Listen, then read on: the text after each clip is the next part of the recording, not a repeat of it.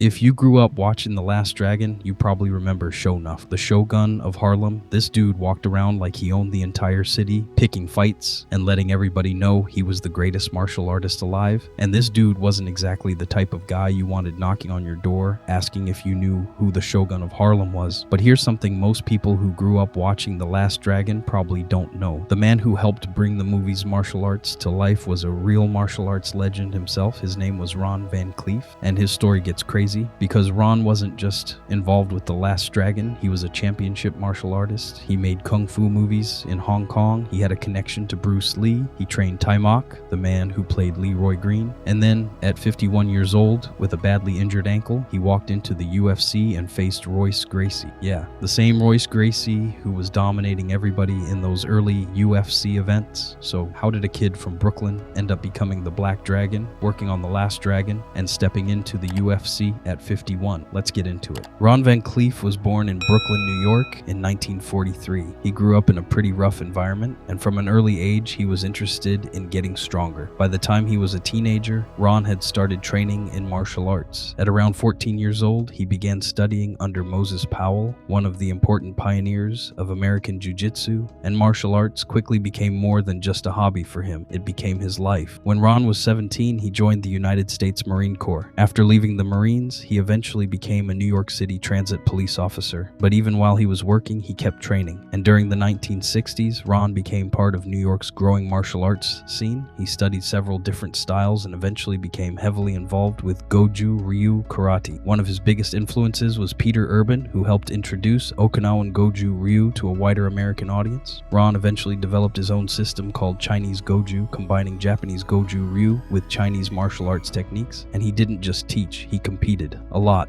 During the late 1960s and early 1970s, Ron became a major tournament competitor. He won numerous championships and built a reputation as one of the toughest martial artists around. And eventually, his skills opened another door: movies. But Ron didn't just stay in America and wait for Hollywood to call. He ended up going all the way to Hong Kong. Think about that. A guy from Brooklyn who had been a Marine, who worked as a New York transit cop, ends up on the other side of the world making kung fu movies. In 1974, Ron appeared in The Black Dragon. That movie helped establish the nickname that would follow him for the rest of his career, The Black Dragon. He went on to appear in several martial arts movies throughout the 1970s. These weren't giant Hollywood productions. They were independent kung fu movies made for the grindhouse audience. But Ron had something a lot of actors didn't. He could actually fight. He wasn't just learning choreography for a movie. He had already spent years competing in martial arts. And while Ron's movie career was growing, another name became connected to his story: Bruce Lee. Ron has said for years that he met Bruce Lee and that Lee gave him the nickname the Black Dragon. There are different versions of exactly how close the two men were, and this is one of those stories where it's important to separate what we know from what has become part of the legend. The two men did cross paths in the martial arts world, but claims that they had a long-term training relationship are much harder to independently verify. Still, Ron eventually made his way into Hong Kong's kung fu movie scene and built a career that was pretty unusual for an American martial artist. And then, more than a decade later, Ron would become connected to a movie that most of us know very well: The Last Dragon. In 1985, The Last Dragon hit theaters, and if you're watching this video, there's a pretty good chance you already know the movie. Leroy Green, The Glow, Master Sho'Nuff, and one of the most memorable martial arts movies of the 1980s. But Ron Van Clief was involved behind the scenes. He worked on the fight choreography and helped develop the martial arts action in the movie. He was also connected to the movie's star, Taimak. Taimak, who played Leroy Green, had trained under Ron in Chinese Goju, so the guy who was helping create the fight scenes wasn't just some Hollywood stunt coordinator. He was a lifelong martial artist, and that includes Sho'Nuff. Julius Carey, who played Sho'Nuff, wasn't coming into the movie with decades of martial arts experience. Ron helped turn the fighting on screen into something that looked convincing. So when you watch Sho'Nuff throwing down with Leroy, there's a real martial artist behind a lot of what you're seeing. And here's the crazy part: after all of that, Ron still wasn't finished. By By 1994, Ron Van Clief was already 51 years old. Most 51-year-olds are worried about their knees when they get out of bed. Ron Van Clief was worried about getting into a UFC cage. He had watched the early UFC events and became fascinated by this new style of competition. This wasn't a traditional karate tournament. There were no points. There were no forms. You had different fighting styles going against each other inside a cage, and Ron wanted to see how his skills would hold up, so he entered UFC 4. But there was one pretty serious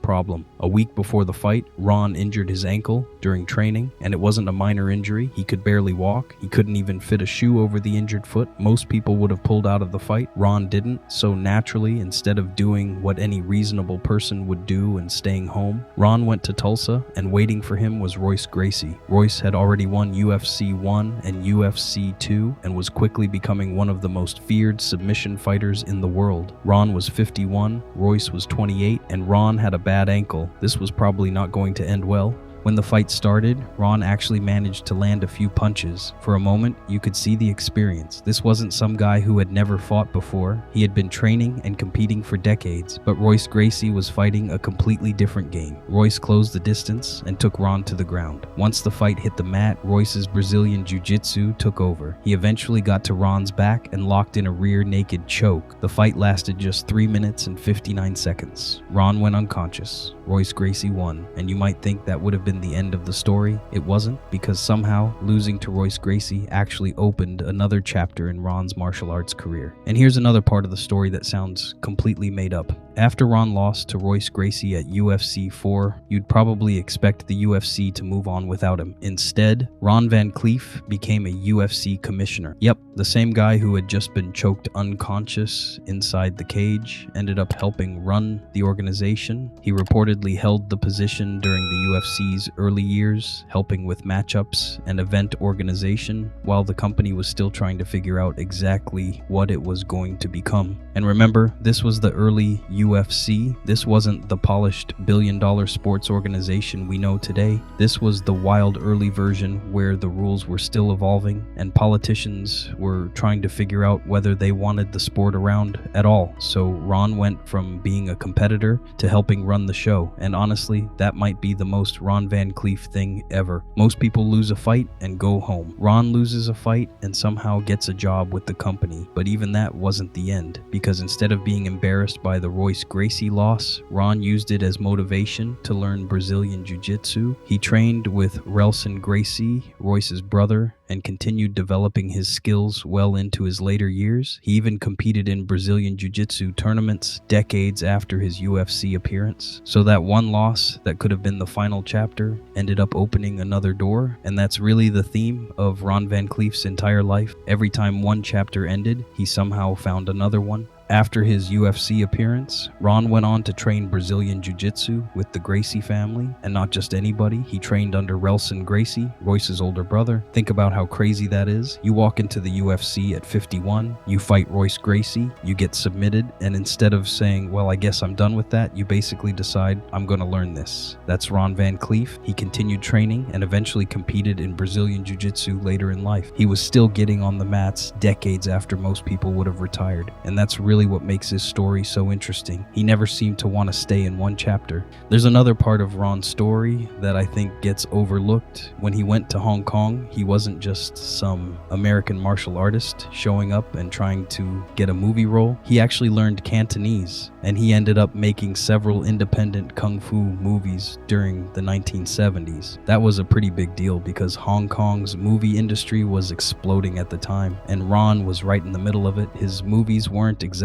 the biggest productions in the world. We're talking low budgets, crazy schedules, and movies that were made for audiences that wanted to see people beat the absolute hell out of each other. But Ron fit right in. He had the martial arts background, he had the screen presence, and he was already a legitimate fighter. And one of his movies, The Black Dragon's Revenge, was basically riding the Bruce Lee craze that had taken over the world. This was the era when everybody wanted another Bruce Lee, and Ron was able to carve out his own little place in that world. Eventually, though, the kung fu movie boom started to fade. The grindhouse theaters that had helped keep these movies alive were disappearing, and Hollywood was changing. So Ron came back to America, but apparently retirement still wasn't in his vocabulary. Ron Van Clief's life basically connects several different eras of martial arts. He came up during the early days of American karate. He became a tournament champion. He traveled to Hong Kong and became a kung fu movie star. He worked on The Last Dragon. He trained Taimak. And then at 51 years old, he stepped into the UFC against Royce Gracie with an injured ankle. And somehow he kept going. That's why I think Ron Van Clief is such an interesting person to look back on. Because most people have one thing they're remembered for. Maybe you're a fighter. Maybe you're an actor, maybe you're a martial arts instructor. Ron was all of those things. For The Last Dragon fans, he was part of the martial arts foundation behind one of the most beloved movies of the 1980s. For martial arts fans, he's the Black Dragon. For UFC fans, he's the 51-year-old who walked into the cage against Royce Gracie. And for Ron Van Clief himself, it was apparently just another chapter. The next time you watch The Last Dragon and see Sho'Nuff walking around Harlem talking about how he's the greatest, remember that behind that movie was a real martial arts world filled with people who had been fighting and training long before Hollywood discovered them. And one of those men was Ron Van Clief, the Black Dragon, a man who went from Brooklyn to the Marines, to New York's martial arts scene, to Hong Kong, to The Last Dragon, and finally into the UFC at 51 years old. And honestly, if that doesn't sound like a movie already, I don't know what does.